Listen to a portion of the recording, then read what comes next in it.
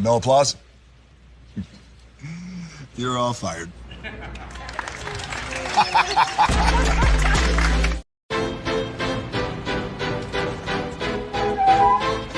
This is for all you multi-talented, multitasking, multi-everything people out there.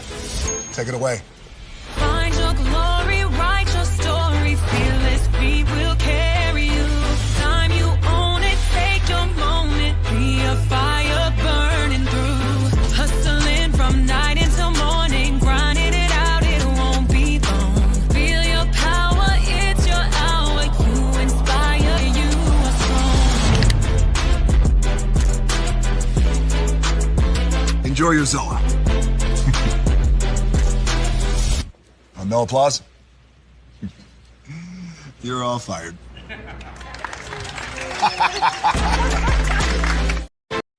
Hey, good morning, America.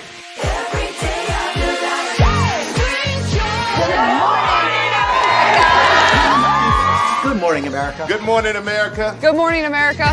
Money. Are you ready? They are ready. Covering the biggest events in the country right now. There's a lot going on here. It's always a good time. That's what the show's about. That's good. Really good. Very good. Coming in hot, Jimmy, coming in hot. It's far from elementary. Good morning, America. I'm not going to try to strut like Michael or anything. I have known George a long, long time. Have you ever gotten him to dance? Look at that face. You don't just see it, you feel it. I'm in. I'm in. I'm in too. I'll be here. I am here and so happy. I'm in. I'm in too. I'm in. That tells you something when Snoop Dogg's in. Michael, George, Lara, Ginger. Hey. Prepare for a journey beyond imagination, beyond belief, beyond anything you've experienced before. Universal Epic Universe, a new theme park where you'll step through extraordinary portals to 5 immersive worlds. Prepare for a cosmic voyage of discovery, an isle of fire-breathing excitement, a shadowy world of monsters and mystery, new wonders in the wizarding world, and a new way to play. Plus the splendor of a magnificent resort hotel overlooking the park. It's all new excitement at Universal Orlando Resort. A week's worth of vacation thrills with 4 amazing theme parks, a variety of spectacular themed hotels, and incredible dining and entertainment. It's all at Universal Orlando Resort, where you'll find new adventures every day. Explore the astonishing worlds of Universal Epic Universe at Universal Orlando Resort.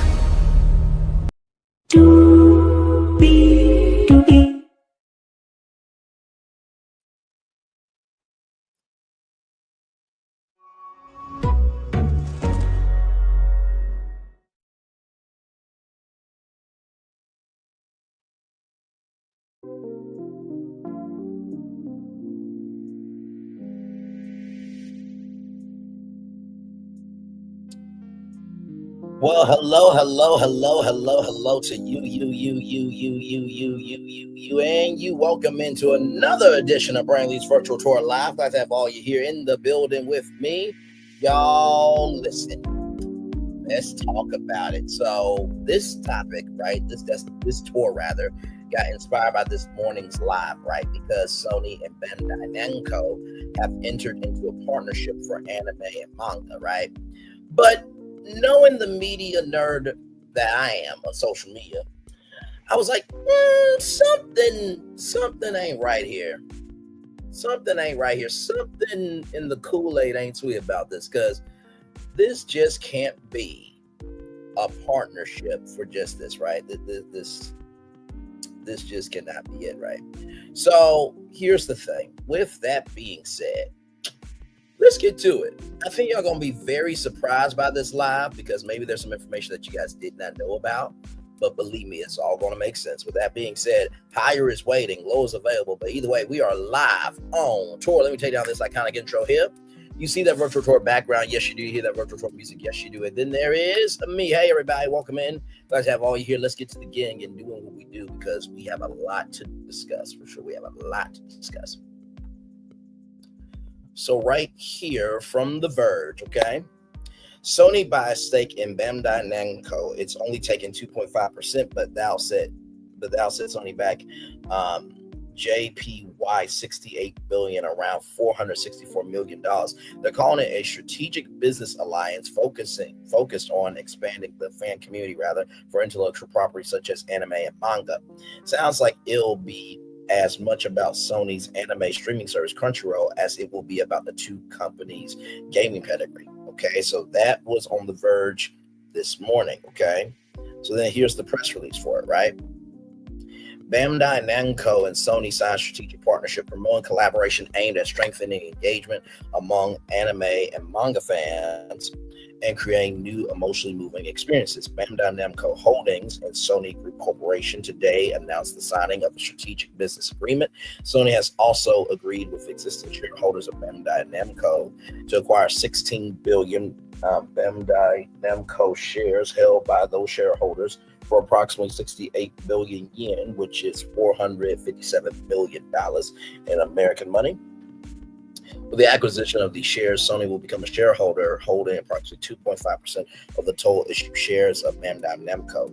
Through this business alliance and Sony's investment in Bandai Namco as two of the leading Japanese entertainment companies, Bandai Namco and Sony will focus on expanding the fan community for intellectual property such as anime and manga around the world, strengthening engagement, particularly in the anime field where rapid market growth is anticipated, while merging their strengths to create new and emotionally moving experiences for fans. As a result of these efforts, maximizing the value of intellectual property, Bandai Namco and Sony have historically collaborated on various projects in the field such as games, anime, and music, and they plan to extend this collaboration to a broader range of areas. The two companies intend to implement initiatives, including the expansion of works as well as products and services based on intellectual property developed by Bandai Namco, leveraging Sony's strengths in areas such as the production, distribution of anime and other video content, as well as merchandising. They also plan to engage in detailed discussions regarding the joint development and promotion of intellectual property such as anime and manga,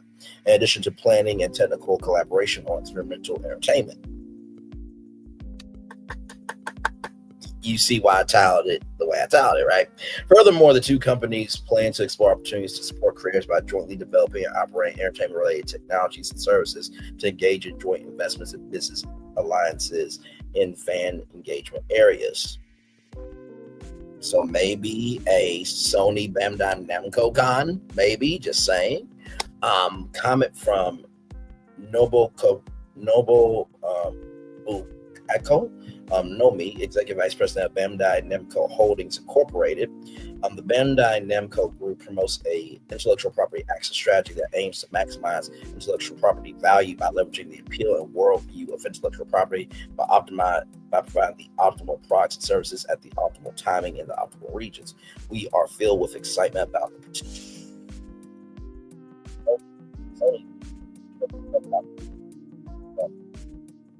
with Bandai Namco intellectual property access strategy. Through this collaboration, we aim to connect with intellectual property fans worldwide, co-create the future together, and realize our purpose. Fun for all into the future and mid to long-term vision, connect with fans.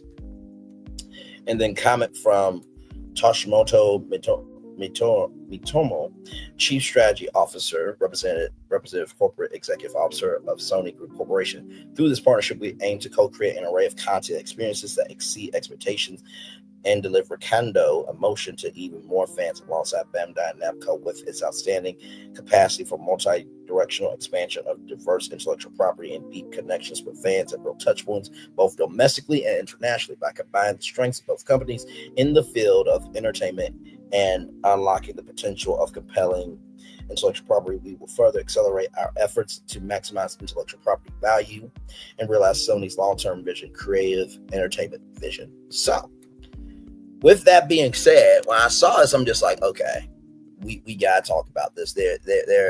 this partnership cannot just be for anime and manga.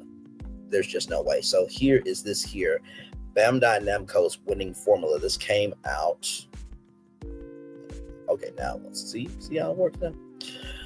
This came out on September 12th, 2023 by Mario Stefanidis. This is from Navik. Bandai Namco, one of the largest game publishers in Japan, has trounced its Western gaming counterparts in recent years. Over the 5-year period ending September 8th, 2023, its Tokyo listing returned 157.5% or 20.8% annualized, more than tripling the return of the Nikkei 225 Japan stock benchmark. Peers Nakomi and Nintendo have fared worse, but still outperformed the benchmark, while Capcom has fared much better. Capcom is one of the best gaming performers globally. You can read our coverage on the company's remarkable decade right here. So I'm guessing these are all the different. Oh yeah, so blue is Bandai Namco. The purple is Konami Group. The orange is Capcom. You see that right there. Yellow is Nintendo, and then the green right here is Nikkei. So it looks like Capcom is number 1, then Bandai number 2, Konami is number 3, Nintendo number 4, and then Kiniki is number 5. The company is comprised of 4 major segments: digital, toys, and hobby, intellectual property production, and amusement. The digital business contains Bandai Namco video games series. In the latest quarter, Bandai Namco toys and hobby segment grew 26.9% year on year. It made up more than half of the group's net sales and almost all of the operating profit. Bandai Namco side continued favorable results in its card products and capsule toys for older fan bases. So here is the segment sales and profit for each side there. The firm's One Piece card game has sold well to Japan and the West since its release a year ago. The game has a dedicated site and already features large-scale tournaments in multiple regions, culminating in an annual World Championship in Japan. The newest Tamagotchi line, dubbed the Uni, launched in July to positive reception. These are physical toys with a digital component, the Tamaverse, which allows for global connectivity with friends. That reminds me of Neopets. Y'all remember Neopets back in the day? With One Piece and Uni, success should mean both One Piece and Uni success should mean continued tailwinds in the segment. The core of the amusement segment is Namco's arcade centers, known as game centers in Japan, which play a central role in Bandai Namco's domestic business strategy. In the latest quarter, amusement contributed about 13% of revenue and 11% of operating profit. Bandai Namco also has a unit exclusively dedicated to intellectual production. Bandai Namco owns or has the rights to some of the most beloved and recognizable intellectual properties within anime and gaming. Dragon Ball Z, Gundam, Tekken, Pac-Man, and One Piece have massive global fan bases, ensuring consistent revenue from merchandise, games, and other paid media. This R&D heavy segment does not produce much profit, but has paid dividends for the entire company. So right here, this is their intellectual production business there. So as you can see, all the mangas and animes there. The digital segment contains the gaming properties that Bandai Namco is perhaps best known for, but it was the worst performing part of the business last quarter. Sales shrank by 24% to 89.5 billion to 68 billion yen, while operating profit fell a drastic 91% to just 2.6 billion. Given this decline is noteworthy, the group as a whole was able to grow net sales a bit marginally by 4%. A number of factors contributed to this decline. Back catalog sales were weaker than expected after strong performance the previous quarter, primarily from Elden Ring. The company also noted the increasingly competitive global market environment. Bandai Namco's gaming business is centered around a number of core franchises. Arguably, its 5 most popular are Pac-Man, the company's official mascot; Tekken, from Software Soul-like games; Tales, action RPGs, role-playing games similar to Final Fantasy; and Soul Calibur, a fighting game series with weapon-based content. I'm trying to think. Yeah, I played Soul Calibur on GameCube. Yes, I did. It was good times. Actually, I need to see if I can get Soul Calibur on my Switch. Bandai Namco did not have any knowable video game releases at the core. However, it's important to note that its game business shares the same psychonality as large publishers like Activision, Blizzard, and EA. That's Electronic Arts, everybody. Bright spots ahead include From Software's Armed Core VI, which will be introduced in the current course results. The game was published on August 25th. Great reviews resulted in 150,000 streams, 150,000 concurrent players shortly after the launch on stream. Preliminary physical sales show the game was number one in the United Kingdom and Japan during launch week, with the PS5 taking 64% of the unit sales. While not a soul-like Armed Core VI represents a rebirth for the Armed Core franchise, which has seen a new game in over a decade. Bandai Namco's partnership with From Software is one of the most successful of the last 2 decades. The developer was most recently valued at $864 million. Yeah, I know. After Sony and Tencent acquired a sizable minority stake last August, its video game business should also benefit from Tekken 8's launch in January 2024. The series has a strong core fan base and will benefit from a multi-platform release. Bandai Namco has confirmed that it will feature a more extensive story mode than its predecessor in response to fan feedback. The expansion was facilitated by a much larger development budget, which likely also depressed segment profit in the previous quarter. Much like of the company's intellectual property, Tekken has also benefited from adaptations in other segments. On the anime side, Tekken Bloodline premiered on Netflix last year, and a new series may follow in the wake of next year's installment. So I'm guessing this is from one of the series, I'm guessing. Bandai Namco's diverse operations, encompassing video game publishing, development, toys, and hobby media production and amusement rides, have granted its resilience and flexibility. Its strategic investments in evergreen franchises and commitment to fan feedback underscore a keen understanding of its audience. Even with short-term challenges in digital, its approach to media integration sets it apart from traditional gaming studios. Through the rest of the decade, Bandai Namco has 3 important factors to set up for growth. Its core franchises will all see one or more new titles published, which are likely to succeed given the company's history of tight execution and its series devoted fan bases. Its partnership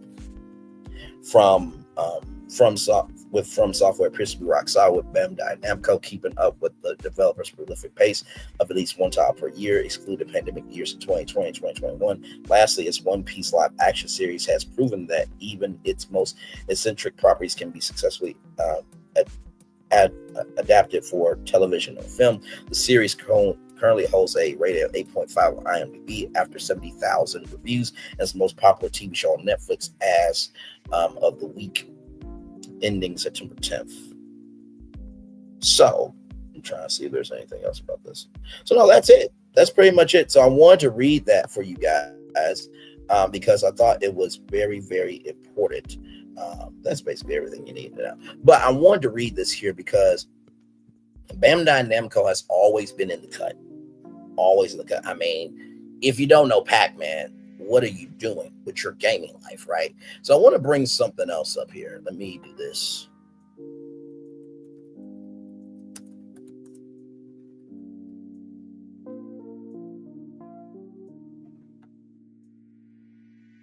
Now, we talked about this on Braylon Lee's virtual tour live. We talked about this. Universal Fan Fest nights.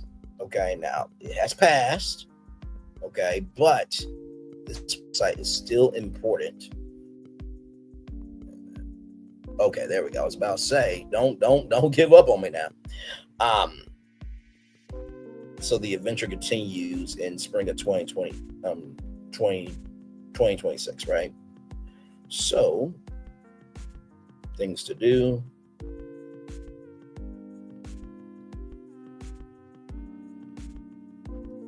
Okay, so this is for next year's, but let me go back.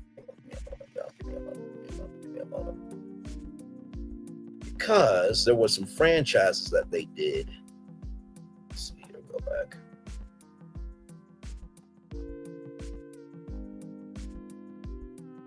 And they had some properties right here. Okay, here we go.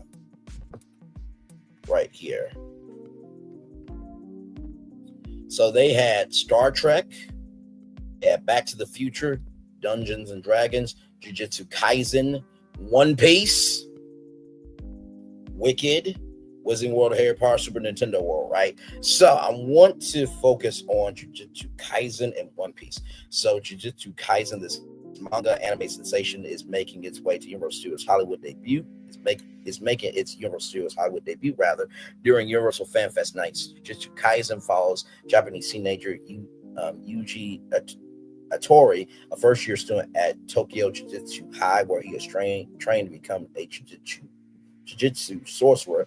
The series blends dark fantasy and supernatural elements with traditional shonen action motifs. We can't wait to see how it comes to life at Universal. So I think they had like a whole play and, meet and greets and stuff. And then One Piece here, Monkey D. Luffy and his Straw Hat crew have crossed the Grand Line on their way to Universal Fan Fest nights. The popular anime series One Piece has been entertaining fans worldwide for more than 25 years and now spans 1,122 episodes to date.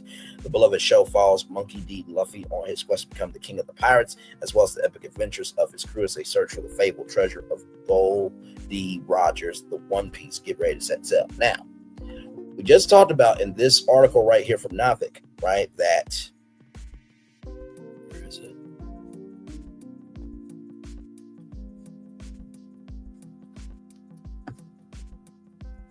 Right here, One Piece right here, right?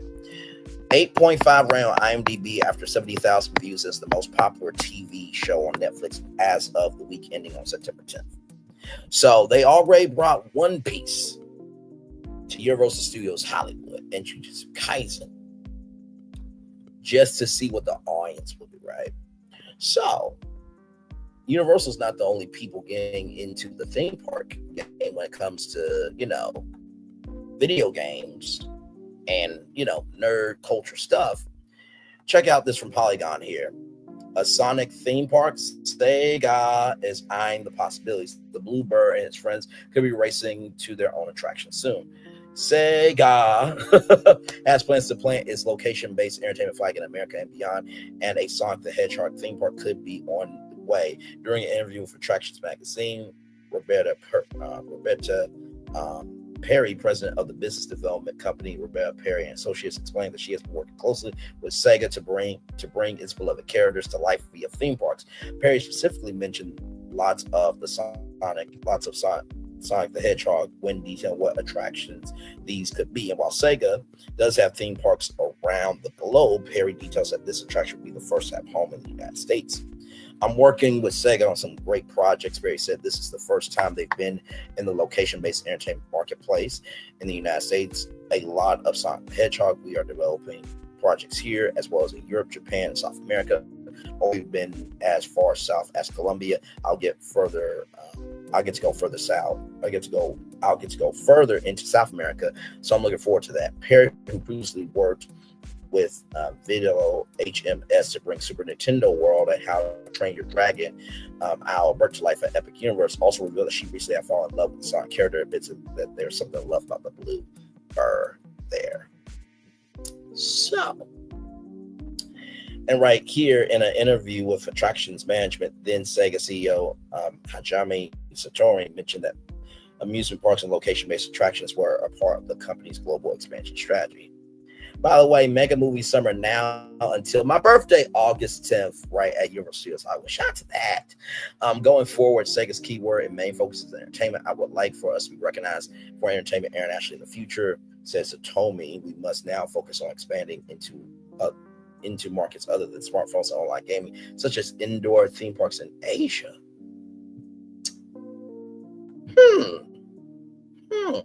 Could Braylon be on something? I'm just asking. I'm just asking. Could Braylon Lee be on something? Could Braylon Lee be on something? Could Braylon Lee be on to something? I think he very well could. Right?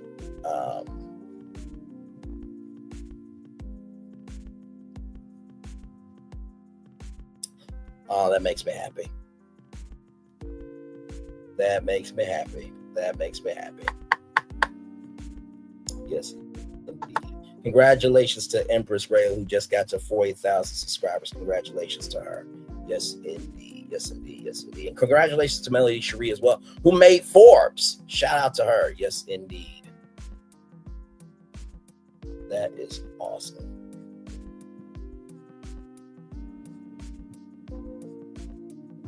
That's absolutely awesome.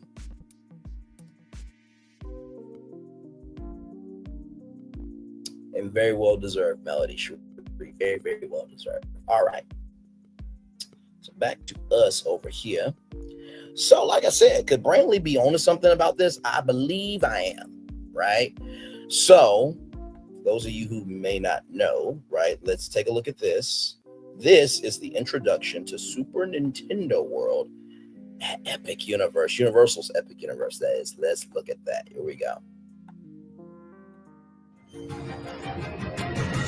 Universal Epic Universe will be the 4th theme park at Universal Orlando Resort and will transport you to 5 immersive worlds filled with thrills and excitement. In Super Nintendo World, you'll jump into the action and discover a new way to play. When we started planning Epic Universe, we really wanted to create iconic worlds that deeply connect with fans.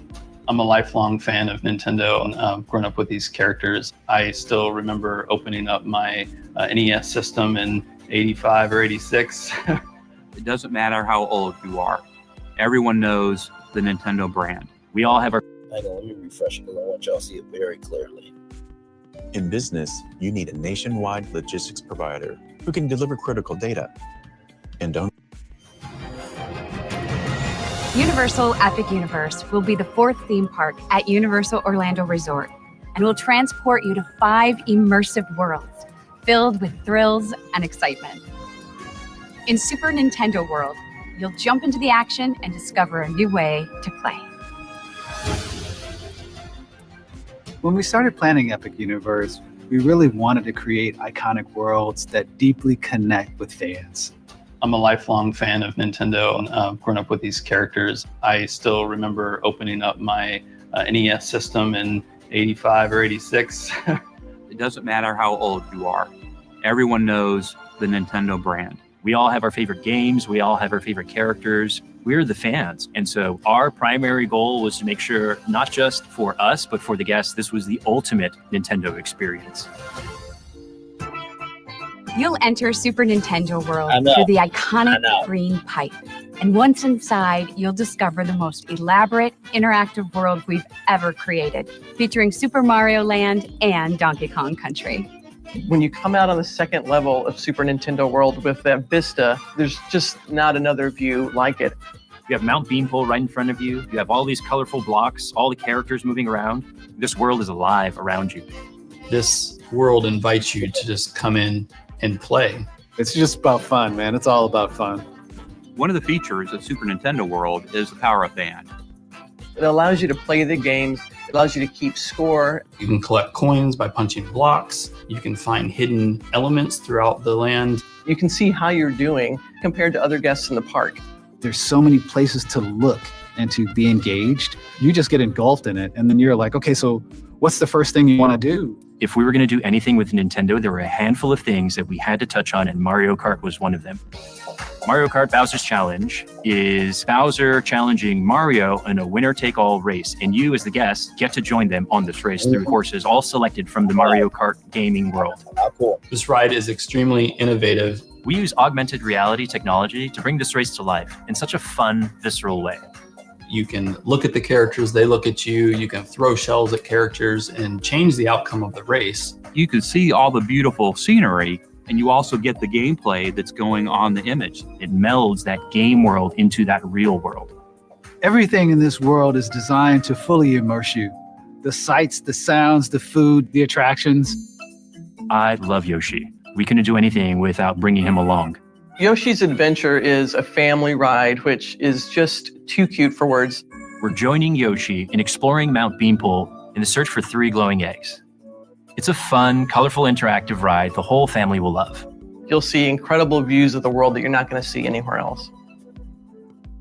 Yoshi and Mario Kart, they're so iconic. Donkey Kong is one of the original icons, and we certainly couldn't do a Super Nintendo World without including him. Donkey Kong Country is a completely different landscape from Super Mario Land. You're exploring through very lush jungle with rhythm and music. But the land really comes to life. When you see the mine carts coming through the land, it really looks like it's a runaway mine cart. Minecart Madness gives guests an opportunity to join Donkey Kong and Diddy Kong. It's a coaster that has jumps, turns, leaps, dips, dives. It's got the most innovative technology inside of it to make us feel like we're actually jumping the track. There are 0 screens. It is all real show. It is all real thrill. It will blow their minds on what we were able to turn into a real life experience.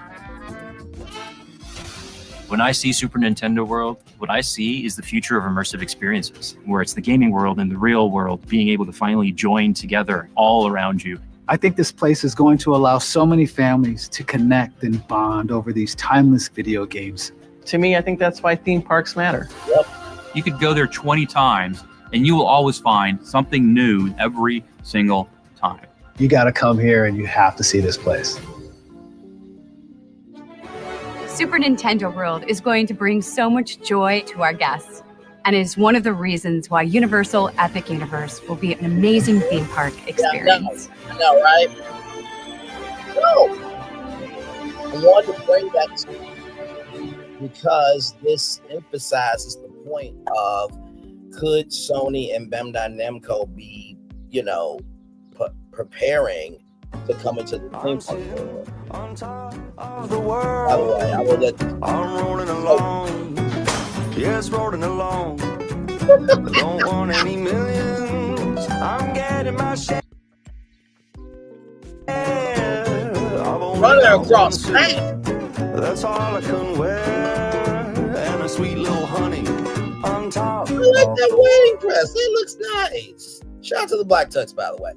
But yeah, I wanted to bring that to y'all to let you guys know what was going on there. Okay, so with that being said, let's roll on because we do have more Braylon Lee's Virtual Tour Live coming up right from the space right here, right now. From Merlin Entertainment's Minecraft in real life, Merlin Entertainment's and Mojang Studios join forces to create location-based attractions.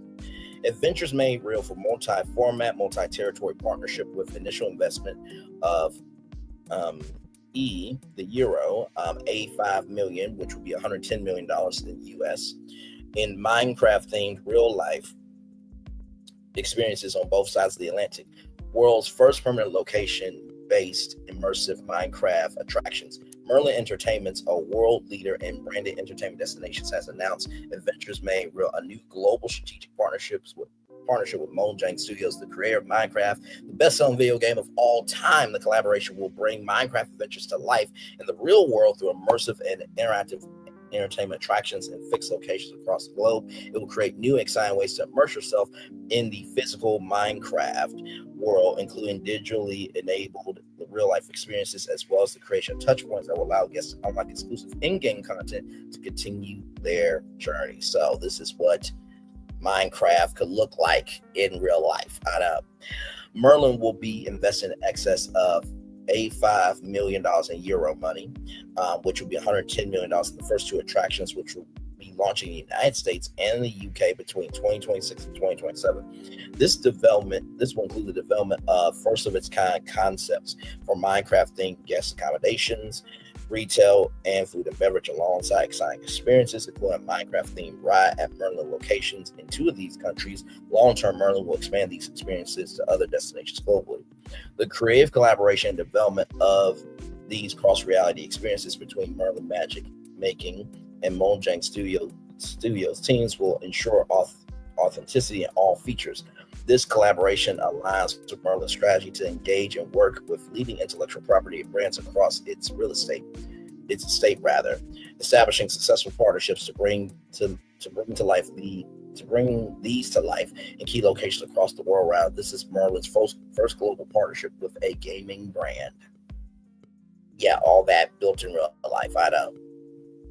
This is a significant milestone for Merlin, which reinforces our commitment to reaching new audiences through bold and captivating concepts and directly supports our ambitions for growth. Minecraft is the best-selling video game of all time, and this world first will see the fans experience its thrill and creativity in real life at theme parks city center attractions, and leading tourist destinations.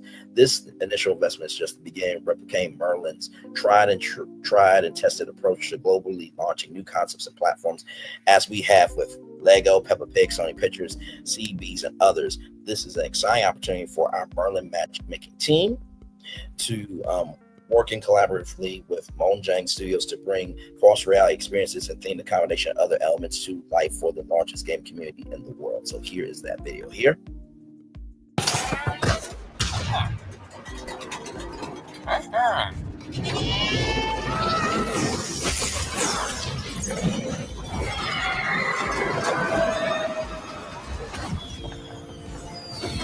Yeah, that is cool.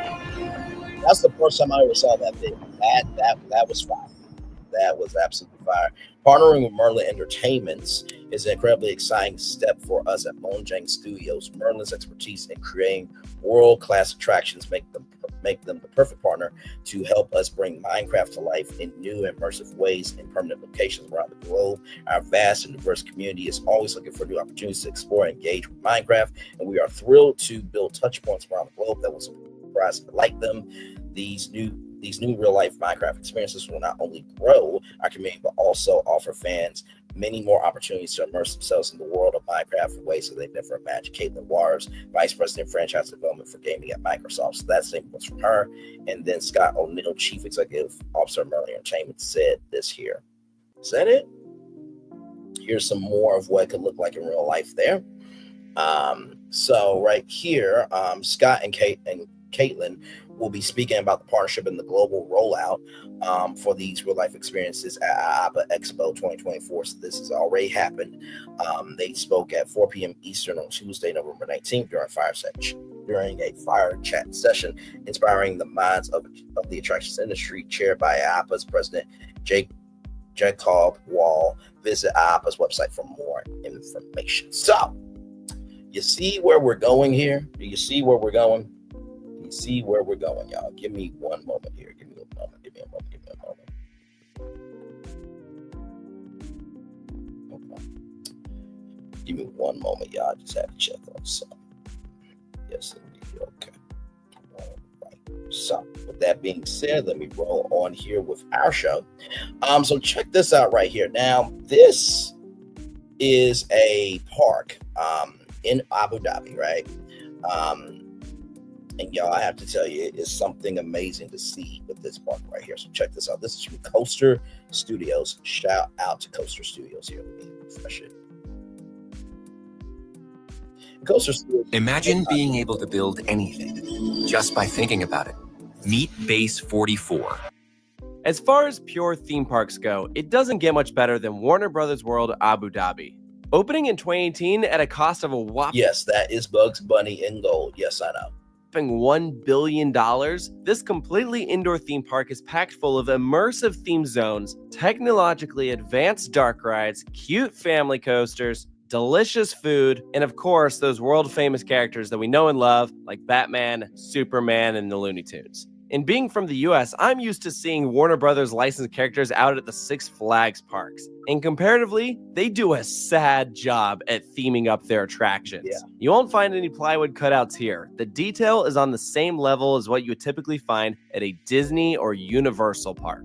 It's already cracked the top 20 for most visited theme parks in all of Europe, the Middle East, and Africa combined. In 2023, it was the most visited park in the UAE, receiving 1.75 million guests. Which among parks in the Middle East, there's this stereotype that they don't receive a lot of attendance. The parks are always empty, and clearly that is not the case with Warner Brothers World. For us, this was the second most crowded park we experienced in the Middle East after Global Village in Dubai. And that park costs like $6 to get into. So this was easily the busiest of the normal price parks. My Lord. And I think we really underestimated just how much there is to do here. You know, on paper you see, oh, they only got 2 roller coasters. Maybe it'll be a little more than like a half-day stop. No. This is a full-day destination. We spent the full day here and still didn't knock out everything that we wanted. So it's one of those places I absolutely can't wait to return to. In this review, I'm going to talk about our experience, walk you through the different themed areas, discuss the favorite rides, and hopefully give some tips for your visit along the way. So first things first, this is one of 4 different theme parks located on Yas Island. It was the 3rd to open after Ferrari World and Yas Water World. You can quite literally see it from Ferrari World. It's in this big yellow box. So that is Tom and Jerry. Of course, Tom and Jerry here.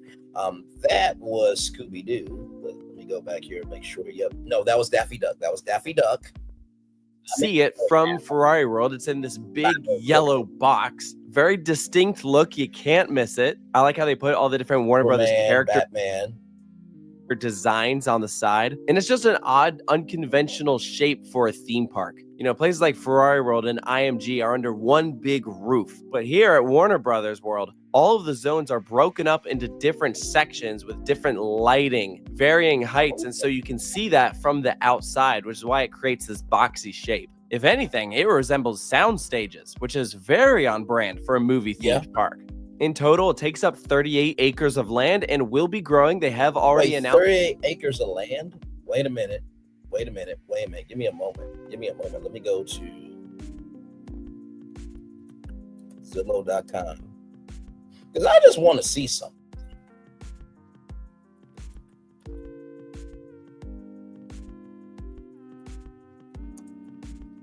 They said 38 acres, right? Let me see something for sale.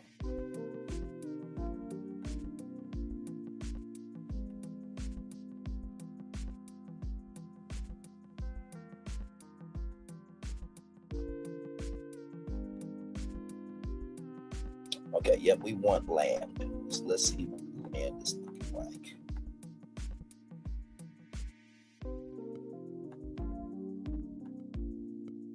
Okay, they said 38 acres, right? Which, you know,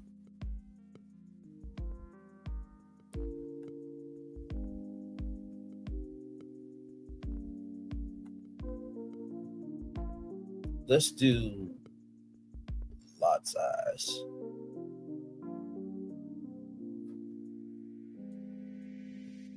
Okay, so they said 38 acres. Y'all, I think I might have found a spot. Now listen, this is very undeveloped, okay? This is very, very, very, very undeveloped. But look at this right here, 61.39 acres, okay? Okay. So that's the lot right there. And then they have a lake right there, right? So I'm sure that if, you know, they wanted to do something, right, that they could definitely do a little something here for sure. So just wanted to bring that up. So there is land in Orlando, Florida. Okay, so let's get back to this. Okay, I just want to bring that up. They said 38 acres. That's more than enough. Sound stages, which is very on brand for a movie-themed park.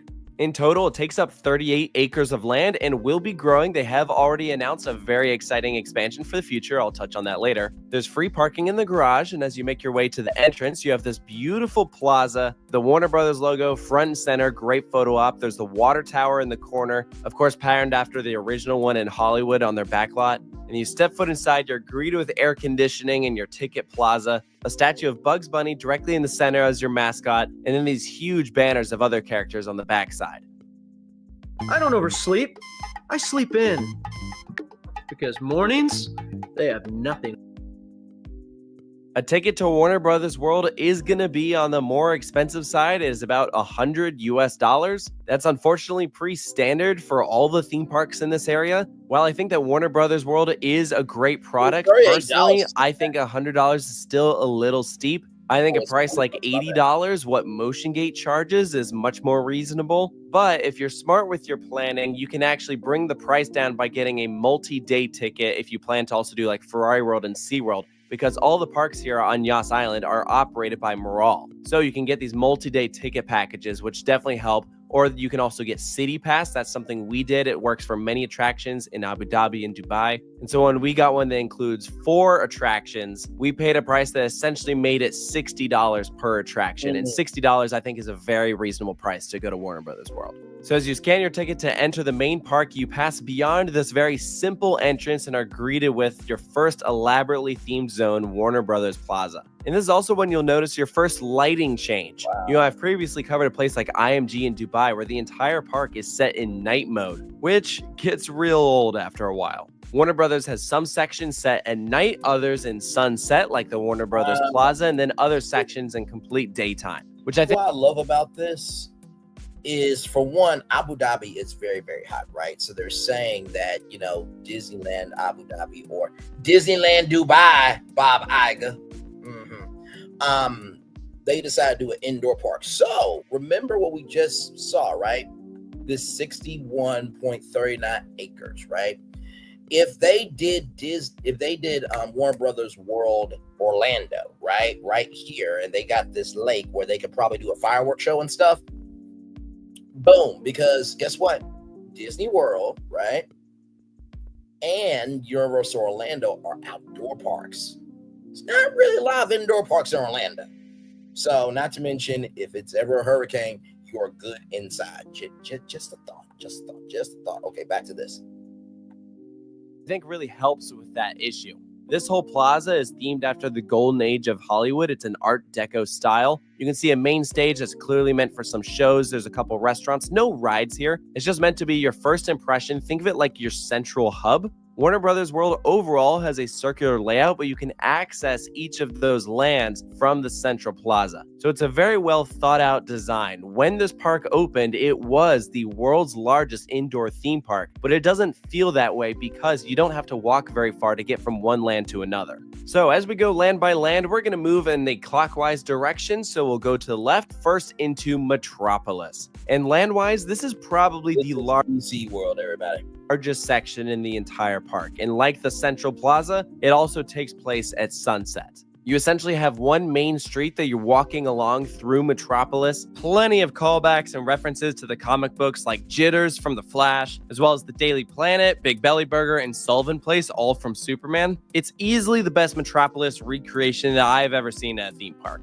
Most of the others just slap down a Hall of Justice and call it a day. But at Warner Brothers World, they actually built a full land around their Hall of Justice. And they made it by far the most realistic to the comic books. And that's just the outside. Wait till you see the inside of the Hall of Justice. Dude, oh my gosh. They went all out for this queue, for this Justice League ride. It is unbelievable. Like a side-by-side comparison with this and the Justice League Battle for Metropolis rides at Six Flags is like laughable. And it doesn't stop there because this ride is also a lot more complex. It was built by Oceaneering, the same company that did the Amazing Adventures of Spider-Man at Universal's Islands of Adventure. So it has very dynamic movement. I wouldn't say it's as good, personally, as the Amazing Adventures of Spider-Man, but it still has some great scenes. And it's a good mix of practical and screen effects. And they did a good job blending the screens in. Unfortunately, we only had the chance to do this ride once, and I really wish we had more time because I would have loved to do this again. Right across from Justice League War World Attacks is the Green Lantern Flying Theater called Galactic Odyssey. And much like the Justice League building, this queue is also stunning. This one is themed after an observatory. And what's funny... Hang on, did you see? Look at this. Six Flags, what are you doing? Give Warner Brothers their property rights. Give it to them. Because this is... Come on, Six Flags. Really? You going to let Abu Dhabi whoop ass in the United States? Look at that. That's all LED. Look, child. After an observatory. And what's funny is, going in, I actually didn't even know what kind of ride this was. You can't see most of these rides from the guest areas. You have no idea what you're walking into. So for that reason, if you find yourself in this park, ride as much as you can. If you're not sure what it is, doesn't matter, do it anyways. In the case of Green Lantern, it ended up being our sleeper hit of the whole park. This flying theater starts off graceful like any other flying theater, but then it turns aggressive and has these very abrupt, sudden movements because it has a story where you're just taking a tour of this planet and then it's like, oh no, the bad guys are here. We have to fight them off. And at times that story can be kind of cliche, but I thought it really worked here. And the screen quality was also fantastic. This was an attraction that we went back to do a second time, and it was so good. Don't miss either one of these attractions when you come to Warner Brothers.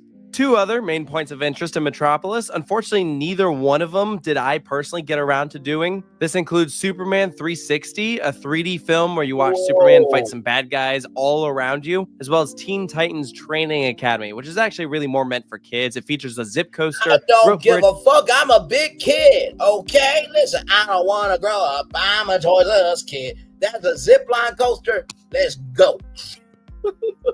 And climbing structures. So quite a lot to do in this one land, but we'll move on into fight some bad guys all around you. It features a zip coaster, rope bridges, and climbing structures. So quite a lot. Disrespect. Where is Nubia? Okay, and she needs to be thicker. I'm just saying. Moving on.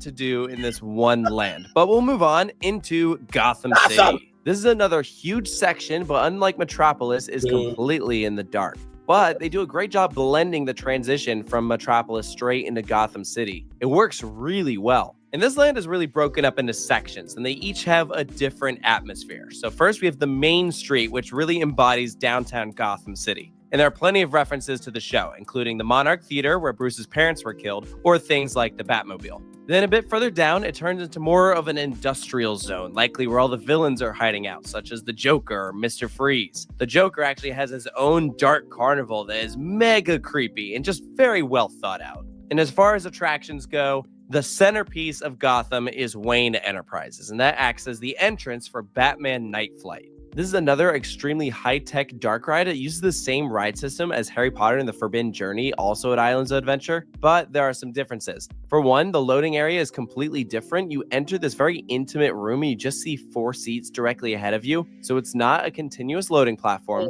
You pull down your over-the-shoulder restraints and then you'll back up and begin your takeoff experience like you're in a plane. And then it starts free moving. So you are attached to a KUKA arm that takes you scene by scene through practical and screen effects. Wow. This ride, though, has a lot more screen effects than I would say practical. That's where most of the action takes place. It's a very similar setup to Forbidden Journey, where it's those domes. Except the problem is that here they don't really hide the screens, so you can clearly see them as you're entering and exiting, which does take away from the immersion. If anything, it actually made me appreciate Forbidden Journey a bit more. I feel like this is one of those rides that was like great in concept, but just needed like a couple extra $1 million to really like pull it off. It's definitely possible that this attraction suffered from some budget cuts because it's so close to being fantastic. For one, they actually got Kevin Conroy to do the voice of Batman. If you're unfamiliar with him, he was the voice of Batman, the animated characters, for like 30 years. He unfortunately passed away in 2022. And as I mentioned earlier, this park opened in 2018. So that means this was likely one of the last times he ever did the voice, which is like kind of crazy to think about. Aside from Batman Night Flight, a couple other key attractions in Gotham City include the Scarecrow Scare Raid, which is a larger version of a Zamperla air race. They also have Riddler Revolution, a Zamperla disco. This one was unfortunately closed during our visit, but it's probably the most elaborately themed disco in the world. It's one of those attractions that is always being promoted in the commercials, and it looked up. Not eat before getting on that ride. You know, it's almost like a tilt-a-whirl, you know what I mean? Yeah, so...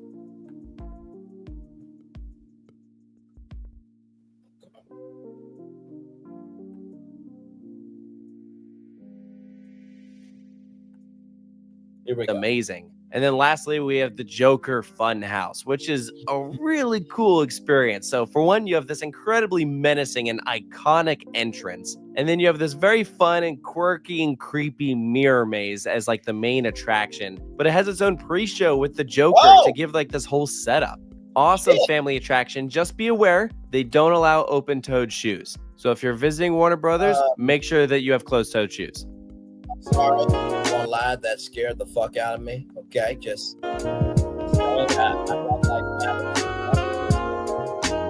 thank you. As far as attractions go, that pretty much wraps up Gotham City. This was a really cool land. Maybe my favorite in the whole park. I obviously love the character and the story. There were a lot of fun Easter eggs scattered about. It's one of those things that like the harder you look, the more you find. And even just audibly, if you close your eyes, you can hear like cars going by or trains going overhead. It really made you feel like you were in Gotham City, and I love that. Now, let's go from the darkest theme land to the happiest theme land. This is Cartoon Junction. From here on out, the rest of the park is set completely in the daytime. So this is the harshest transition. The vibes are way different. but it was necessary. It was a very good call to do this because these upcoming lands are very colorful, very lively.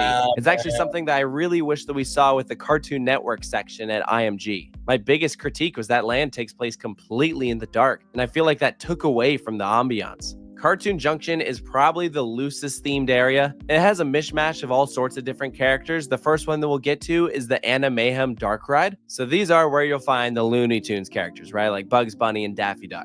It's a shooting dark ride with so many different targets. So your ADHD will just go nuts. Every time you hit something, like Toy Story Midway Mania, but for Looney Tunes. Okay, that's cool. Causes a different movement, so it keeps you engaged. It's a long ride, really good quality. For me personally, though, it was probably my least favorite dark ride in the park, but that wasn't because it was bad. That's just because, for me, I don't really connect with the characters. But objectively, I think kids will love this thing. And, there are actually quite a few attractions in this land. There's a carousel right in the center. We also get to our first roller coaster. This is Tom and Jerry's Swiss Cheese Spin. It's a spinning coaster that is very popular. It easily had the longest line of the park. We never saw it dip below a 50-minute wait, which is why, unfortunately, we didn't get on it. Most of the other lines here were like 15 minutes or less. And so whenever we got to this attraction, we'd say, oh, we'll come back and do it later. Well, we also didn't realize that they closed the lines here early. So if the park closes at 8, if Tom and Jerry is an hour wait, then the line shuts off at 7. And it was hard to justify waiting almost an hour for it when we could walk on to so many of the other rides, things that we could do actually like multiple times that we were really good. And it was just a shame because I think one of the biggest mistakes we made is that we should have gone here first thing at park open. This and the other roller coaster that we're about to cover are pretty low capacity rides, and they will be a big time sucker if you choose to do them. But even though I haven't done this, I can confidently say it's worth doing. I've heard great reviews about it, people who say it's like one of their favorite spinning coasters. So it's one of those things that I look forward to doing next time. And finally, for Cartoon Junction, we get to Scooby-Doo and the Museum of Mysteries. And this was my favorite dark ride in the park. What a phenomenal attraction. It was built by ETF Systems, the same company that did the Anna Mayhem ride, as well as all the dark rides at Motion Gate in Dubai. And this felt straight out of the cartoon.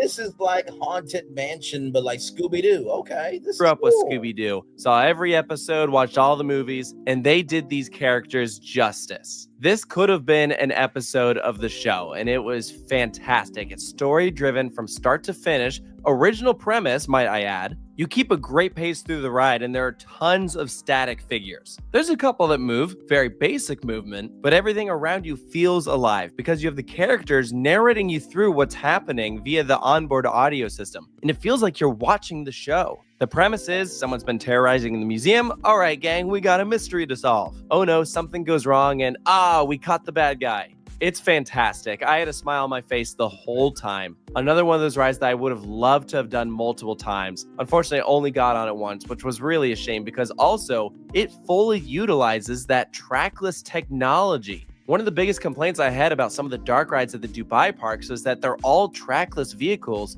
but they don't need to be. Like, not all of them fully utilize that technology. And this one had vehicles like splitting off from each other, going into individual rooms, spinning you around. There was so much going on. Brilliant ride. So from Cartoon Junction, we now enter the mini land of Dynamite Gulch. This is meant to look like the American Southwest, tons of red rock. There's a basic Jetsons flat ride, and then Fast and Furious, aka the second roller coaster in the park, and the only one that you can see from the pathways. It's an Intamin family invert and a very low capacity one. It only operates with one train and seats 10 passengers at a time. Luckily, it's a quick ride, but that didn't stop it from getting a 45-minute wait all day. And they don't overestimate. We waited a full 45 minutes. And it was fun. Like, it's a good ride. Again, I would recommend doing it. But one of those attractions that you should probably go to first thing in the morning, because if you wait till the end of the day for the line to go down, it might not. It certainly didn't in our case. We just had to suck it up. And from Dynamite Gulch, we move on to Bedrock, our final themed land. The Flintstones! Okay, sorry.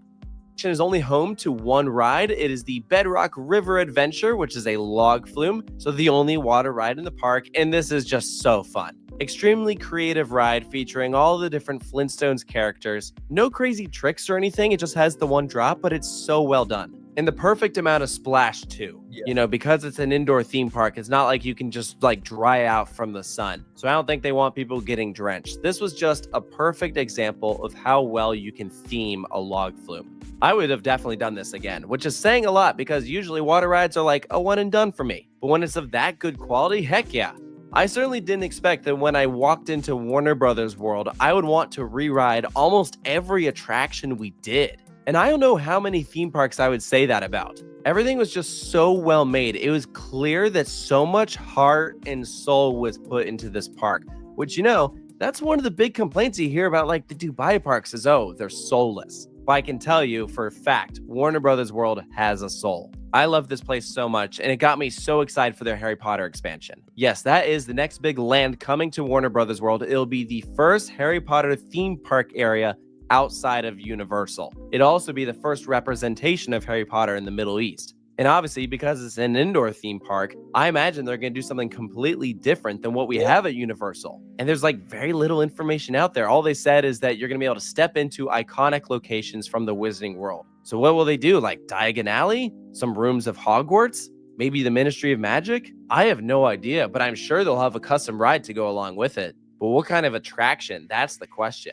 I bet you could do a pretty cool boat ride, something in the style of like Pirates of the Caribbean. That would be awesome. Or, you know, if they did a big enough area, they could have multiple and they could even put in an outdoor roller coaster. All the other big indoor theme parks of the UAE have like one big outdoor roller coaster. IMG has Velociraptor. SeaWorld has Manta. Ferrari World has multiple like Formula Rossa. Everything at Warner Brothers World is completely indoors. And because they just have the two roller coasters, I think they could absolutely support an outdoor thrill coaster. Whether it'd be themed to Harry Potter or maybe something else down the line, who knows? But they certainly have the room for it. If you look at an overhead view, all this to the left is undeveloped. That is closest to the Metropolis and Gotham City sections. So if I had to take a guess, that's where the Harry Potter expansion is going to go. And considering the level of detail that we have with all these other theme lands, I am sure that this Harry Potter land will be stunning. I don't get the vibe that they cheap out on this place. They have a very strong IP. Clearly, the public is interested in coming here. Everyone that we saw had a smile on their face, and it's a big draw for families. Objectively, I think a kid could ride every attraction in this park. I know that some obviously have varying height requirements, but none of the rides are too extreme. And I think that's what makes this such a good theme park is that myself, a full-grown adult, can love it, and a little kid would absolutely love it too. That's how you know you have a good family park. My only big critique is the same critique that I gave to IMG Worlds of Adventures, and that is that there is no point in the park where you can see natural lighting. So if you arrive at 10 a.m. in the morning and the park closes at 8 p.m., by the time you exit, it is going to be completely dark out. And it does throw off your sense of time. But I also understand why they didn't do that, because I think natural daylight would take away from some of these environments they're trying to create. So it's a catch-22. I understand why it is the way it is, but I also appreciate a park like SeaWorld Abu Dhabi down the street that has these immersive environments, but also a section that has natural lighting. But all that being said, Warner Brothers World is still a brilliantly done park with perfect sightlines, excellent blending between lands, enjoyable attractions, great use of lighting, delicious food. They metaphorically knocked it out of the park.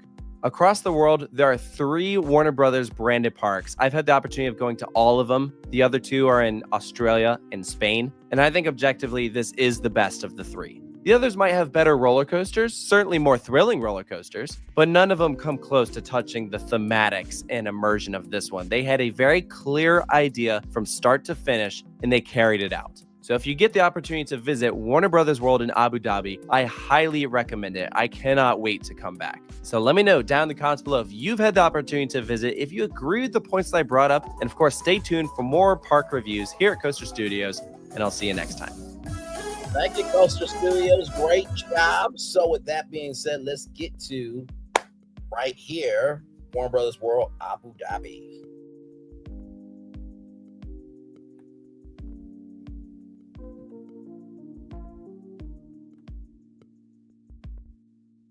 Okay, well, we'll play child. Well, I mean, you guys basically saw the video, right? But anyway, yes, indeed, here. So there is a hotel as well. Yes, there is a whole hotel. Yes, indeed. So let's see that. So here it is here, the WB Abu Dhabi Hotel. Yeah, I know. Look at that. That's the room, right? Oh man. Man, oh man, oh man. Like, can you just imagine, right? And then of course you can play at all the different parks and stuff like that. But yeah, this is the hotel. Like, that's the pool. Like, sincerely, if Warner Brothers brings this to the United States, I'm not saying it's going to be Epic Universe, but I think Disney would actually be terrified, because this is a complete step up from Six Flags. I mean, my Lord Jesus. So with that being said, here is a website I never heard of before, but it's called Brands Untapped. Now, we talked about this news before. Warner Bros. Discovery brings experiences, theme parks, studio tours, and exhibitions together under one division. The new Warner Bros. Discovery Global Experiences division combines the global themed entertainment licensing group with the company's studio tours and retail team. Warner Bros. Discovery has detailed a new global structure for the company's worldwide studio tours, retail destinations, touring exhibitions, and all location-based experiences. These arms of the business will now operate under one division, Warner Brothers Discovery Global Experiences. The move combines the global themed entertainment licensing group with the company's studio tours and retail owned and operated division. Warner Brothers Discovery has an incredible mix of location-based experiences for fans around the world, from theme parks and tours to exhibits, retail, and more, said Bruce Campbell, Chief Revenue Strategy Officer for Warner Bros. Discovery. Bringing these two teams together under one roof gives us an opportunity to leverage and coordinate the talent and resources for all of our experimental businesses to better delight our customers through offering even more truly authentic and engaging in-person experiences in every market. Simon Robinson, Chief Operating Officer of Warner Bros. Discovery Studios, will add leadership of Warner Bros. Discovery Global Experiences to his responsibilities. He will report to Bruce Campbell for experiences and will continue reporting to Warner Bros. Discovery Chief Financial Officer Gunnar Wonderfeld for his studio and content operations and financial roles. Robinson has appointed two veteran leaders to his new experiences organization. Peter Van Roden, Executive Vice President, Global Themed Entertainment, will continue in his role leading the licensed location-based entertainment theme parks business, as well as the division's global business development. His team will continue to manage the partnership with Universal Destinations and Experiences for the Wizarding World of Harry Potter locations, Morale, Warner Bros. Discovery Abu Dhabi, and the Warner Bros. Discovery, and for the Warner Brothers Morale for Warner Brothers World Abu Dhabi and the Warner Brothers Abu Dhabi Hotel and the other companies' licensed exhibitions. Elsewhere, Sarah Roots, Executive Vice President, Worldwide Studio Tours and Retail, will continue in her role leading Warner Bros. Discovery owned and operated experiences, including the Warner Brothers Studio Tour, the Making Harry Potter, the Warner Brothers Studio Tour Hollywood, and the Harry Potter flagship, other retail stores. Robinson said Peter and Sarah are experts in curating and executing global location-based experiences at the very highest caliber.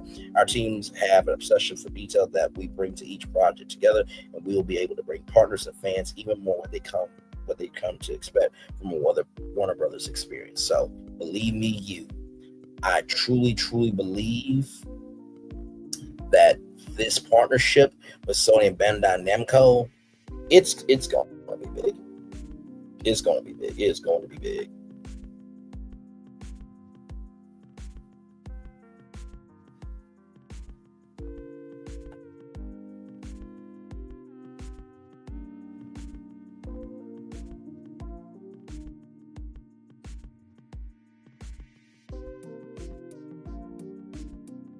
Give me a moment.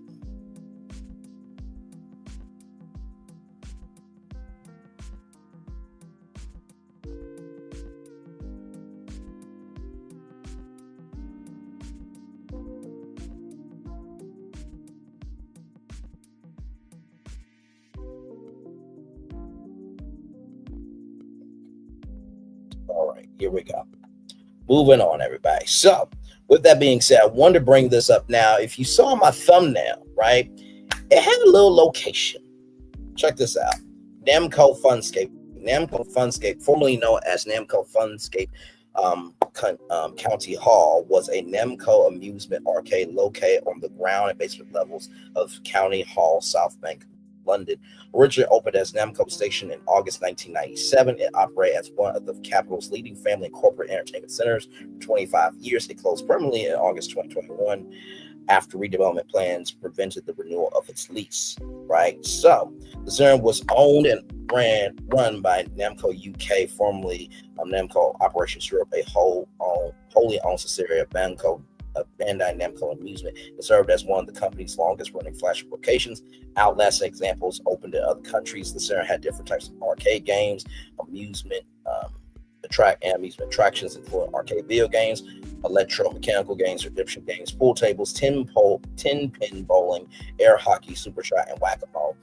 Though generally targeted towards more families and tourists, it hosted a number of official and unofficial esports tournaments for arcade video games, as well as location tests. So there is the Namco Wonder Park there. Yes, indeed. So I wanted to bring this up, right? Because as you see there, there's the bowling alley there. So I wanted to bring this up for many reasons, because as you see here, look at this.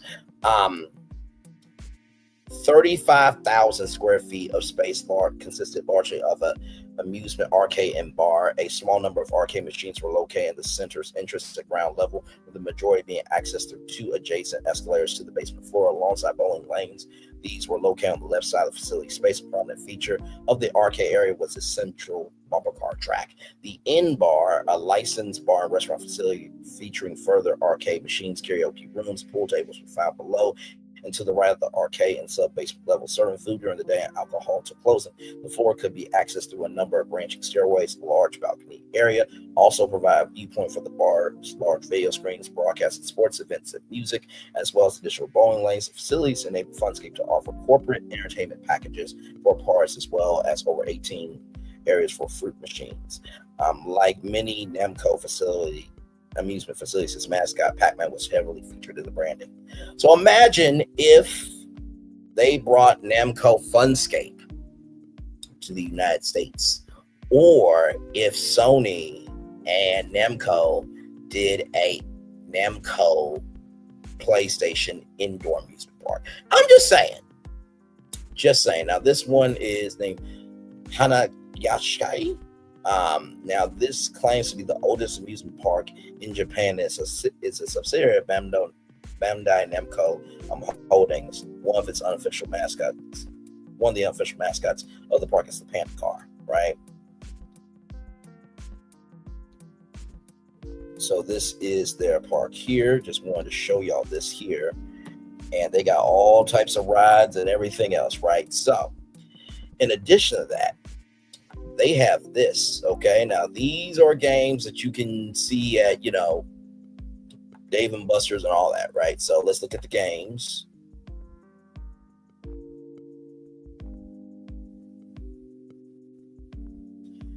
So here we go as it loads up here, right? So you got Gold Storm Pirates. You've probably seen these at arcades. Pac-Man Battle Royale Championship. Pac-Man Battle Royale Championship Deluxe.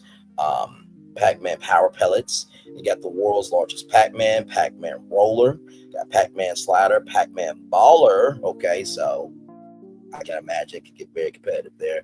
There's the championship. You got Pac-Man's Pixel Bash Coin Op, Pac-Man Pixel Bash Bistro Coin Op, Pac-Man Pixel Bash for Charity, Tom and Jerry Kitchen Chaos, Warner Brothers. You see that there? Yes, licensing, Looney Tunes, Red Zone, Rush Tower Island, Animal Maximum Time 5XD Plus, Mario Kart Arcade PDX, DC Superheroes Coin Pusher, DC Heroes versus Villains. See that there? Also Nintendo there. You have Taco Chakutsun, so it's like a drum game, Crab Rush, Lolly Rush, and then of course miscellaneous parts and archive games, right?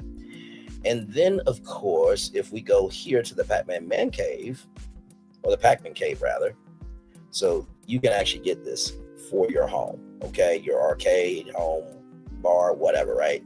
So they got the bar stool backrest. They got a little bit of everything. So I wanted to show y'all this because, like I said, I really don't think that this partnership that is happening is just for anime. I just do not believe it. I don't believe it's just for anime and manga. I just don't believe it. I just don't.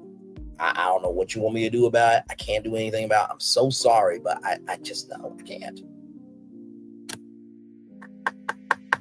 And wait till y'all see what I have in store for y'all here in just a minute, because like I said, I did not just come up with this album, okay? Believe me, okay? I know there's a lot that you can do, okay, just to do it, but here are some pack accessories here. So you have a decal there, right? So you can put that on your laptop, have a wireless speaker and charger, the glass set there, right there. Then, of course, you have carpet, bar stools, tapestries, artwork, and wooden plaques there. You can see. Now that is cool. That is definitely cool. I can imagine that's in somebody's office, right? Welcome to the Pac-Man Cave. And then, of course, here is some games here. So you got the Pac-Man air hockey table, jukebox, Bolorama, Pac-Man Pixel Bash neon cabinet, and then home cabinet here. Cocktail WG, Cocktail Black, Mistake Gray, Bistro Home, Bash Chill, Pixel Bash Chill Cabernet. Yeah, I think that's it. And then Miss Pac-Man Galaga Bash Edition there. So you can buy all of that. That's all available, right? And then, of course, here is the amusement unit. Okay, so they got, of course, the amusement machines. They have Namco Parks, right? Online Crane and GC Starlight Project. And then they have a cross store. Now this, okay, this right here is actually at American Dream Mall. Hang on. American Dream Namco.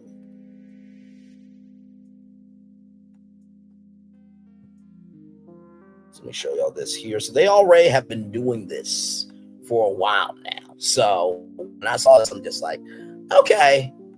So here it is. This is a collectibles shop right here at American Dream Mall in New Jersey. So yeah. Yeah, I know. And so finally here, y'all, I wanted to show y'all this. This is so cool. This is from License Global. Lil Lion Entertainment, Bandai Namco unveil Pac-Man live experience. New augmented reality attraction will be a playable live experience.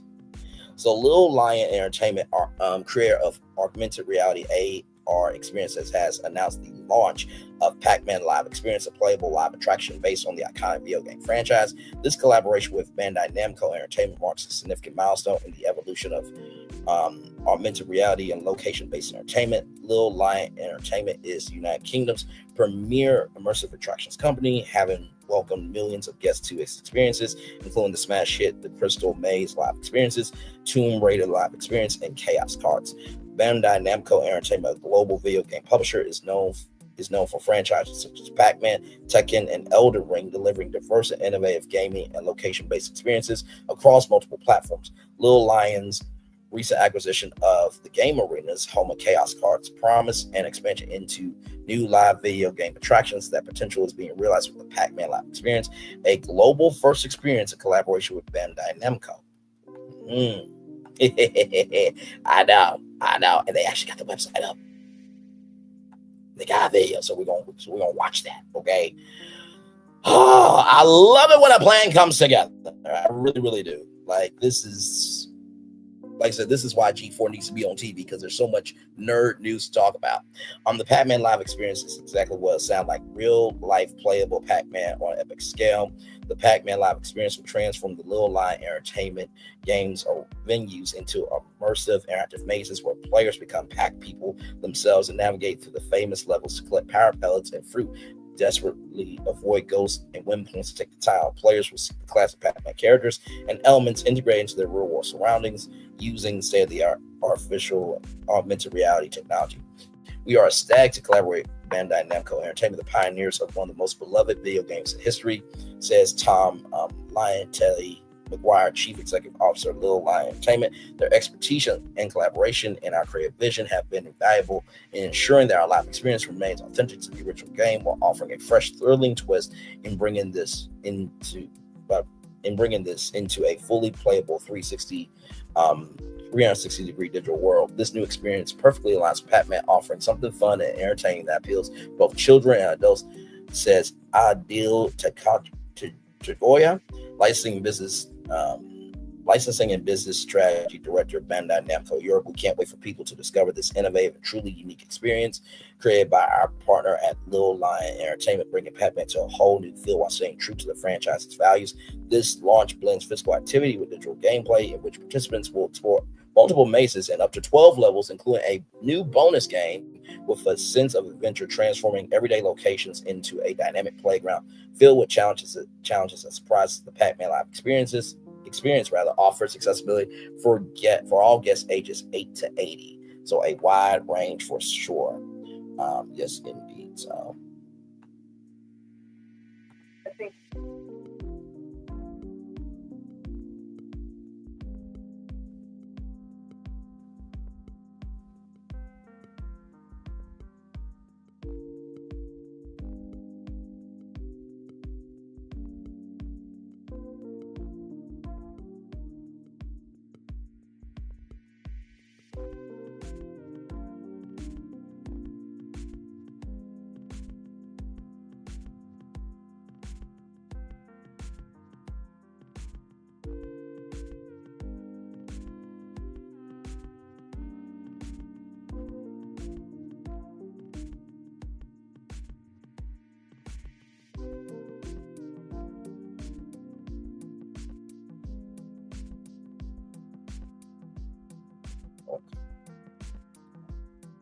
so. With that being said, let me read this here. Check this out. Right? Pac-Man Live Experience opens up in Manchester, Manchester, England, in the UK. The attraction invites participants to step into a life-size interactive Pac-Man maze wearing high-tech Pac vests equipped with advanced tracking technology. So yeah, that's real. Like, you are actually Pac-Man. Here are the ghosts chasing you. Like, here is the scoreboard, and here is that virtual audience. Y'all, this is no joke. A new immersive experience has opened its doors in Manchester, bringing the nostalgia of Pac-Man to life like never before. Bandai Namco Entertainment collaboration with Little Lion Entertainment has launched the Pac-Man Live Experience at Manchester's Arcade Arena, which is now open to the public. The attraction invites participants to step into a life-size interactive Pac-Man maze.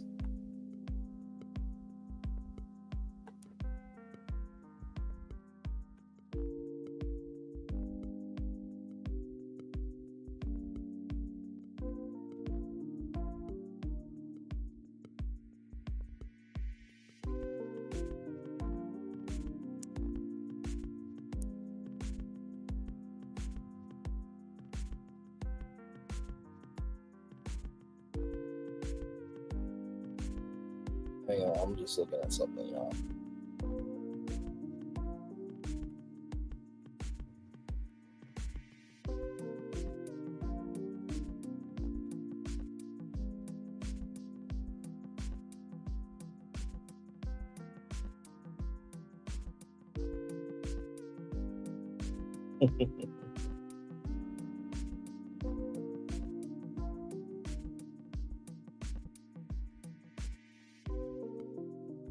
I'm just looking, child. I'm just looking.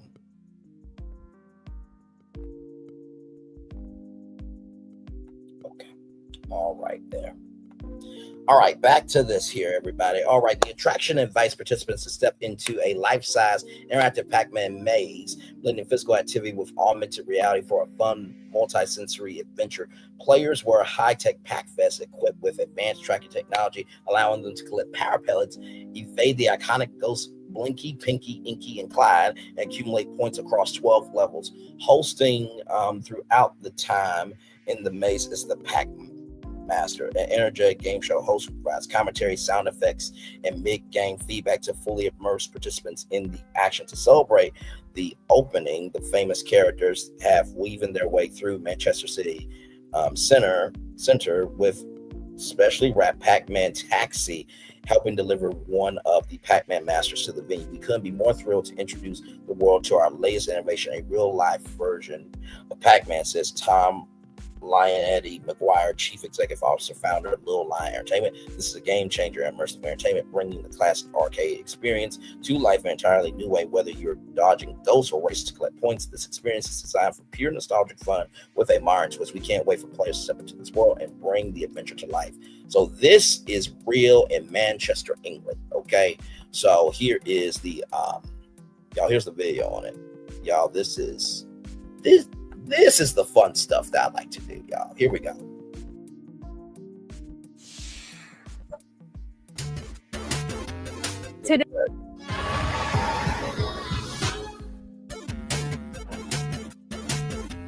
Today on DXB Today, we are stepping into the world of Pac-Man Live, an immersive live-action game that brings the retro game you love to life. So let's go check it out.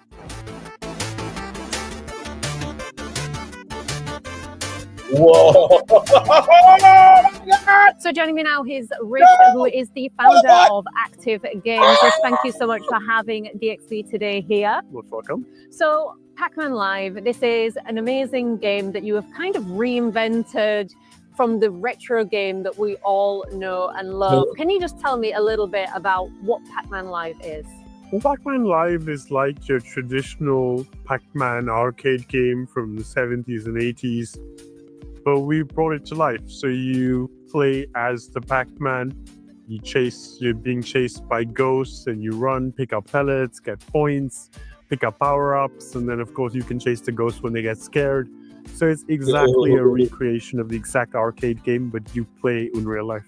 So who is Pac-Man Live for? It's for everyone. We've got kids from 7 years old going all the way to 70. Amazing. So it's for everyone. It's a bit of a workout, but it's a lot of fun. Well, it sounds like it's a lot of fun, and I know the original Pac-Man game, so I can't wait to try out this newer version. Are we going to go and have a game? Of course, it's going to be awesome. Let's go. Put that on. Always customized too. Pac-Man Live is Dubai's newest immersive gaming experience, and it's not for the faint-hearted. With multiple game modes, no two visits are the same. It's competitive, chaotic, and seriously fun.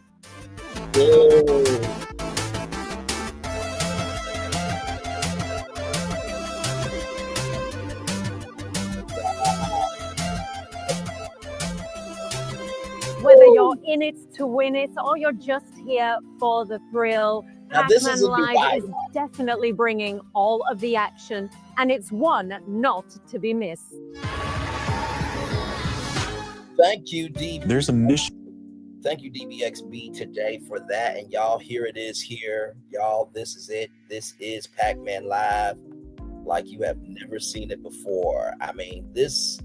So when I tell you Sony and Bandai Namco, I see what y'all are doing, okay? Don't play in my fucking face. I don't like that shit, okay? I see what y'all are doing. This is coming to the United States very, very soon. It even says here, if you are interested in franchise opportunities, please get in touch. Believe me, this will be in the United States without a shadow of a doubt. Believe me, okay? Listen. I could see this. This could be in Orlando. This could be in New York. This is going to be everywhere. This is going to be everywhere. Do you hear me? So here is a video on Pac-Man Live, the experience. Here we go. Like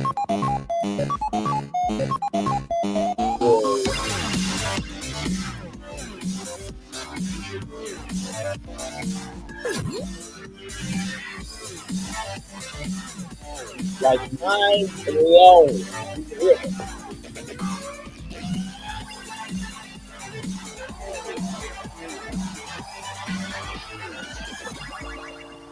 Yeah.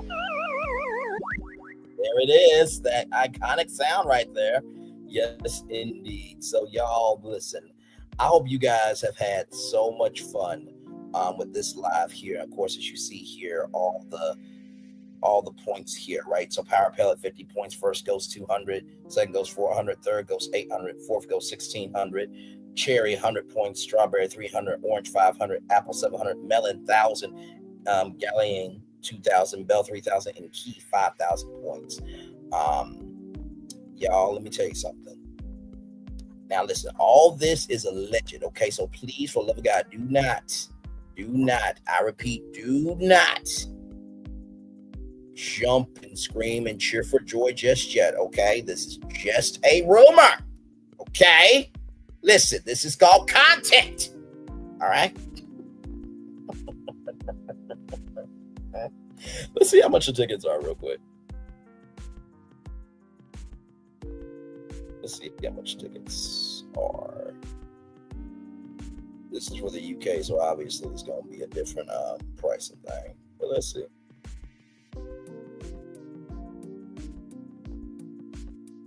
Okay, so here it is here. So standard ticket, $22. Let's translate that to United States. So about $29. That's not bad. I mean, you know, it's a premium experience. So of course it's not going to be like $10. But that's not bad though. That's not bad at all. So that's pretty cool. Okay. That's what's up. That's what's up. Well, y'all, that's it for me. I hope you guys enjoy the show. Oh, let me show y'all this here. Hang on. Where is it? Right here. Okay. So tickets. So here it is here. So right here is $22. So translate that to $29, which, like I said, that's not bad for that. I would actually pay $29 to do this. I absolutely would. So with that being said, y'all, that is the show. I'm gonna turn my camera now because we done the whole show for an hour. Yes, we have. Y'all, wonderful, wonderful, wonderful show. I hope you guys enjoyed it for real.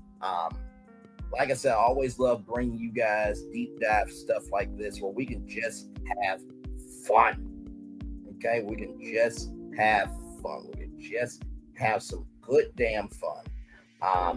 And we need more of that in the world. So that's it for me. Like I said, everything is alleged in my opinion for entertainment purposes only.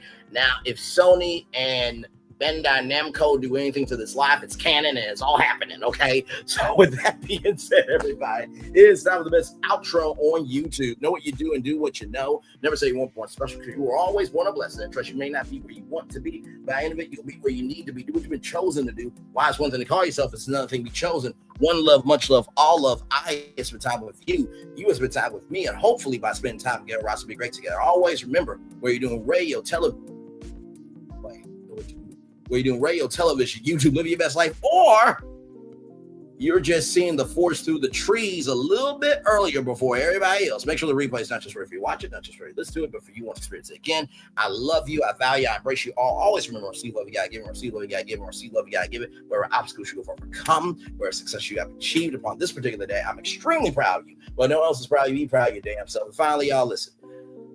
Truly, if you really want to view paradise, just simply look around and view it. If you don't want to be around negative content, then quit watching negative content. But also, too, don't ask where the positive content is and you don't want to watch it. That's on you at that point. Commercial break and fireworks coming your way for the day that was, for the day that's coming, for the blessings that are on the way for you, me, all of us, as a society, as people, as culture. I feel the love and I send it right back to you. Bye, everybody. Love you all. Good night.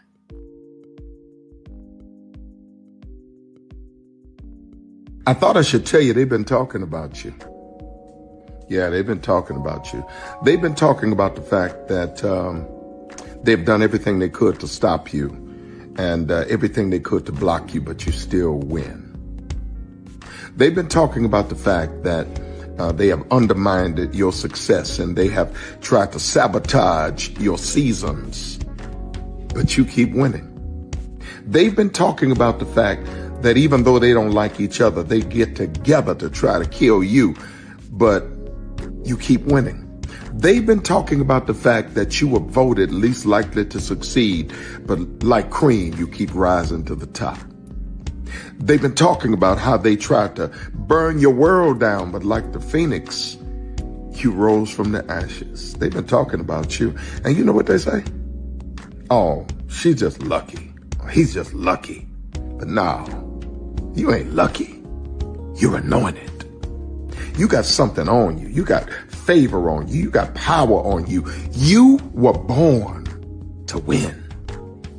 Now they can call it luck, but it's grace. They can call it luck, but it's favor. But whatever they call it, it doesn't matter, because you know what God calls you? Do you know what God calls you? A winner. I thought I should tell you they've been talking about you. Yeah, they've been talking about you. They've been talking about the fact that they've done everything they could to stop you and everything they could to block you, but you still win. They've been talking about the fact that they have undermined your success and they have tried to sabotage your seasons, but you keep winning. They've been talking about the fact that even though they don't like each other, they get together to try to kill you, but you keep winning. They've been talking about the fact that you were voted least likely to succeed, but like cream, you keep rising to the top. They've been talking about how they tried to burn your world down, but like the phoenix, you rose from the ashes. They've been talking about you. And you know what they say? Oh, she's just lucky. He's just lucky. But no, you ain't lucky. You're anointed. You got something on you. You got favor on you. You got power on you. You were born to win. Now they can call it luck, but it's grace. They can call it luck, but it's favor. But whatever they call it, it doesn't matter, because you know what God calls you? Do you know what God calls you? A winner. I thought I should tell you they've been talking about you. Yeah, they've been talking about you. They've been talking about the fact that they've done everything they could to stop you and everything they could to block you, but you still win. They've been talking about the fact that they have undermined your success and they have tried to sabotage your seasons, but you keep winning. They've been talking about the fact that even though they don't like each other, they get together to try to kill you, but you keep winning. They've been talking about the fact that you were voted least likely to succeed, but like cream, you keep rising to the top. They've been talking about how they tried to burn your world down, but like the phoenix, you rose from the ashes. They've been talking about you. And you know what they say? Oh, she's just lucky. He's just lucky. But no, you ain't lucky. You're anointed. You got something on you. You got favor on you. You got power on you. You were born to win. Now they can call it luck, but it's grace. They can call it luck, but it's favor. But whatever they call it, it doesn't matter, because you know what God calls you? Do you know what God calls you? A winner. Good evening. My name is Mark Woodbury. I'm the chairman and CEO of Universal Destinations and Experiences. Well, we're finally here. Tomorrow we begin a new chapter at Universal Orlando Resort as we open Epic Universe. We built this place for you. I want to thank you, our fans, for your love of our stories, characters, and immersive experiences that inspired this incredible place. Epic Universe represents over 8 years of meticulous planning, immense creativity, and innovation, combined with unmatched craftsmanship and operational excellence on the part of thousands of people who have brought to life the stories and characters that live beyond each of Epic's portals. But it represents so much more. Your love of Universal and the deep connections we've shared together here in Orlando over the past 30 years inspired us to dream bigger and to push the boundaries to create something extraordinary for you and for generations of fans and families to come. And tomorrow, as we open Epic Universe, I can't wait for you to experience this place for yourself. Now it's your turn to step inside, to lose yourself, and to share this place with the ones you love most. As we open this park, we hope your world becomes a little more epic. Tomorrow, Epic Universe becomes yours.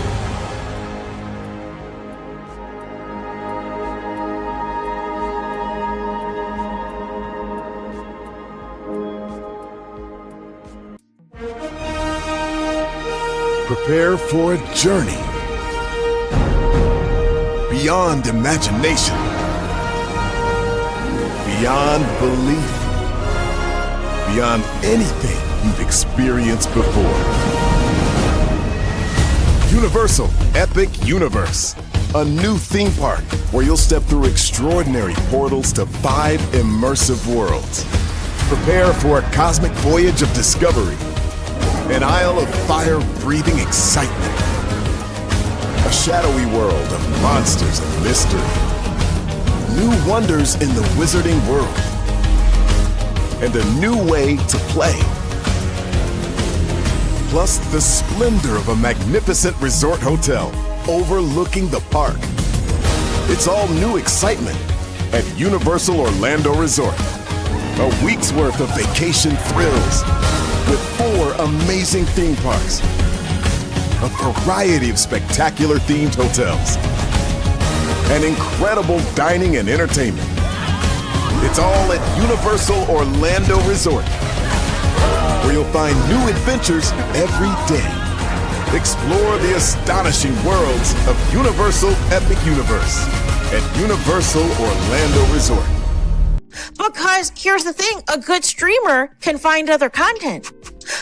Child, Braylon been over there doing his thing, minding his GD business, staying out of trouble, trying to get the folks some positive stuff to talk about. Besides lying all the damn time.